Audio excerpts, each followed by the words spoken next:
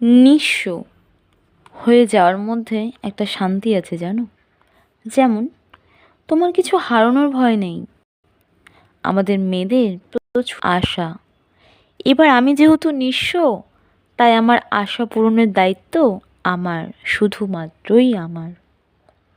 মায়া থেকে ভালোবাসা জন্মায়। ভালোবাসায় বাধা পেলেই আপনি হতাশ হবেন।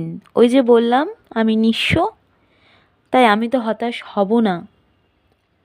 এক ঝাঁক পাখির মধ্যে একটা পাখি যদি হারিয়ে যায়, তাতে পাখির ঝাঁকের লাইন বিচ্ছিন্ন হবে এই মাত্র, কিন্তু থেমে থাকবে না।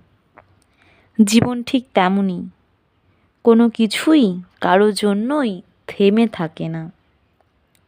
প্রশ্ন যেমনই আসুক, উত্তরে আপনি নিঃস্ব, বড়ই নিঃস্ব।